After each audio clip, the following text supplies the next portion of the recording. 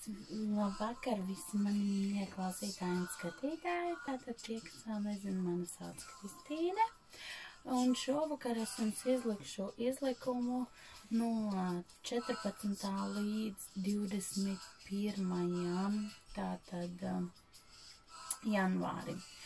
Tātad izlikšu eņģeļu terapijas kavu un izlikšu arī taro kāršu kavu. Un tātad, kas mums sagaida, kas mums būtu jāzina, un tādu nelielu ieskatu. Tātad atkārtoju vēlreiz no 14. līdz 21. janvārim. Tātad sāksim ar eņģeļu kārtīm. Eņģelīši, ko jūs mums vēlaties pateikt? No 14. līdz 21. Kārtas pašas šokar grib ļoti runāt, acīm redzot. Viņas ir ļoti, ļoti nocietušās un izskrīt arī 5 šoreiz 3 vietā. Tātad, kas mums ir jāzina? Mums ir jāpiegriež diezgan liela vērība piedošanai.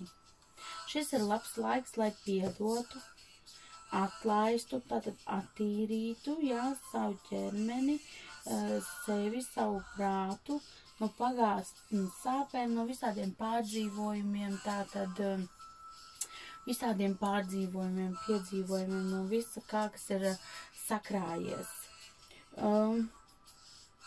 Šobrīd šis ir labs laiks, lai, teiksim tā, saņemtu sevi rokās, tā kārtīgi sapurinātu sevi un pārņemtu vadību par savu dzīvi, jo šobrīd cilvēki ir ļoti pilni ar bailēm, ar nesapratni un viss, bet šis ir ieteikums no eņģeļiem saņemt sevi rokās un būt pārliecinātiem par to, ko jūs vēlaties, kā jūs gribat dzīvot, jā. Ja jūs netiekat paši ar to galā, eņģeļi ir tepat jums blakus, tātad jūs drīkstat droši pateikt viņiem, ka jūs ļaujat iejaukties viņiem, dodat savu atļauju, lai viņi jums palīdzētu tikt galā ar kādu situāciju, ar ko jūs paši netiekat galā. Tāpatās arī šobrīd ir ļoti tuvu zemē visādi skolotāji, visādi gari, spēcīgi, kas vēro mūs un pamatā šobrīd varētu būt, ka jūsu ceļā būs ļoti daudz atziņu, ļoti daudz vispār ziņu savā ceļā, vai nu ciparu veidā jūs to redzēsiet, varbūt kādi dziesmas vārdi atnāks pie jums, varbūt jūs kaut ko izlasīsiet, un tā būs kā ziņa jums par to, ko viņi cenšas jums pateikt. Tas visticamāk būs ar kādu situāciju vai ar kaut kādu mērķi dzīvē, ko vēlties sasniegt ar tādām lietām. Jo lūk, šeit arī nākamā kārta runā par to, ka jāpievērš uzmanība ir savām idejām, ziņām un visādām tātad to, ko jūs jūtat un visu, un atbildes uz jūsu lūkšanām. Tās ir atbildes uz jūsu lūkšanām. Un jūsu lūkšanas ir tikušas uzklausītas, un tātad jūs saņemsiet atbildes. Tas būs šodien no eņģeļiem. Un tagad paskatīsimies, ko mums vēlas teikt taro kārtas. Paskatīsimies, ko jūs vēlaties teikt no 14. līdz 21. janvārim. Kas mums būtu jāzina vai kam mums jāpievērš uzmanību šobrīd. Kas mums būtu jāzina no 14. līdz 21. janvārim. Tātad.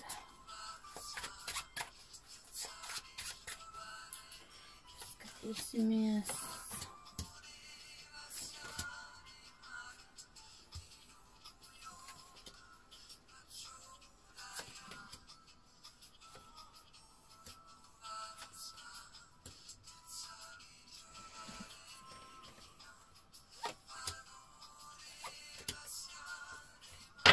Tā. Mēs ļoti aktīvi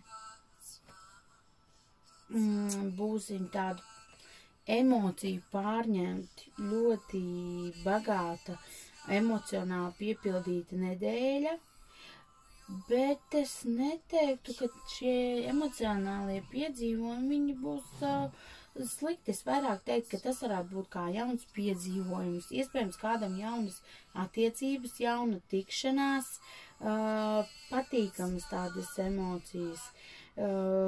Ļoti iespējams ir, kad savā ceļā satiksiet arī kādu sievieti ar gaišiem matiem, ja, kas tātad dos jums kādu vērtīgu padomu, kurā jums vajadzētu ieklausīties.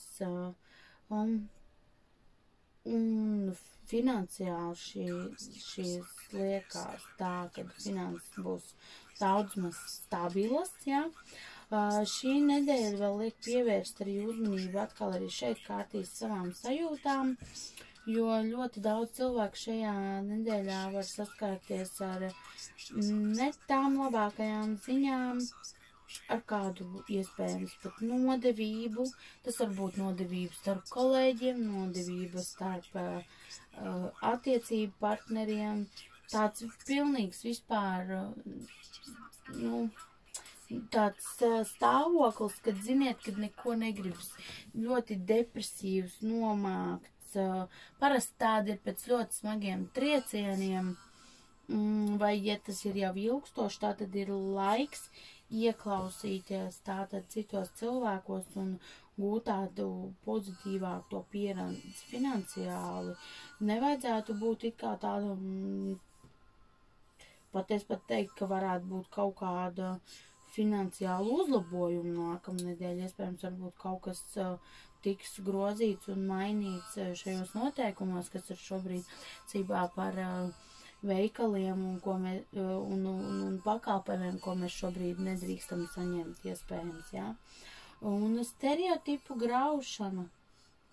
Arī tā var būt, kādam nākamnedēļ var nākties arī, diemžēl, kad vienkārši kāds sapnis vai kāda iecer vai ideja vienkārši sagrūst kā kāršu namiņš, bet es vairāk teiktu, ka tas ir jāievirza tādā, lai līdz tam mēs nenonāktu, ievirzīt sevi tajā, ka mēs mainam savu domāšanu un attieksmi pret to. Pret šī brīža pastāvošā iekārtu vai savām sajūtām vai kaut kāda vērtību skala ir jāmaina, ir viss vecais, ir viss vecās, tāpat arī sajūtas. Ja jums jūtaties nomākt vai kā, mēģināt kaut kā atrast kaut ko, ar ko iepriecināt sevi, kaut kā, lai mēs vieglāk tiktu pāri šim ten, jo tā ir arī būs tādi, labi datumi, tā tad vēl arī, lai, teiksim, atbrīvotos no vecām lietām. Arī ne tikai, iespējams, tas arī ir tas tā starp cilvēkiem, ka jūs vienkārši pārtraucat ar kādu cilvēku kontaktu, ar ko jums nav bijusi patīkama saskare, vai bijis kāds konflikts, un jūs pilnīgi pārtraucat ar viņu kontaktēties. Bet arī, vienkārši iztīrīt sevi, savu mājokli no visa. Es arī šonedēļ esmu palēnām pati sākusi, piemēram, daudz ko pārkārtot, pārcelēt, vai man tiešām to vajag un ko es jūtu, ko man tiešām nevajag, es to metu ārā. Un galvenais par to nepārdzīvot un viss. Bet ir kaut kā vecā graušana, jaunā būvēšana, veco prom, jauno iekšā.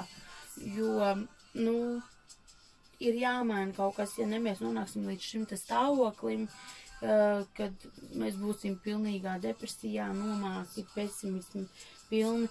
Tas ir arī attiecībā uz domāšanu, jo ļoti daudziem cilvēkiem arī, lai vieglāk tiktu jaunā gada vibrācijās, iekšā ir jāmaina domāšana. Ir Tātad, ja jūs iepriekš esat pilnīgi domājis savādāk, varbūt iespējams kaut ko mazliet ir jāpamaina. Citreiz pat to pilnībā visu mainīgi pietiek ar nelielu bišķīti, lai jūs, teiksim, jau pārietu pavisam citās sajūtās. Un tātad tāds maziņš neliels rezumē nākamā nedēļa būs par to, kad finansiāli stabila nedēļa, ja, uzlabosies iespējams finanses, bet, teiksim, lai novāktu šo te ražu, ir mazliet jāpagaida ilgāk. Jūs varat šobrīd iesēgt vai to sēklu, vai ja sēkla jau ir, teiksim, tas projekts kaut kāds vai ideja jau ir iesēta, ja, vai, teiksim, jūs kaut ko esat izdarījuši, lai iegūtu finanses, tātad mazliet būs jāpagaida, līdz šīs finanses, tātad, līdz jums atnāk, līdz jūs šo te projektu nopelnīsiet. Bet ļoti labs laiks, teiksim, lai tas būtu tāds stabils. Tātad domājam par projektiem, par to visu, ko mēs varam darīt, tātad labo un pozitīvo, baudam šo te skaisto ziemu, kas ir ārā, jo mums šogad beidzot pēc ilgiem gadiem ir ziema. Mēģināsim domāt pozitīvas domas, iesim jaunajā gadā ar tādām pozitīvajām domām, mēģinam tātad dzīt prom visas bailes un visu, un lai mums viss izdodas, tas jau pats galvenais. Un domāsim par labo, pozitīvo un mīlēsim sevi un cilvēkus sev apkārt. Paldies jums, mani mīļie, un šovakar es jums teikšu tā, un tiksimies jau atkal kādā citā izlikumā. Atā!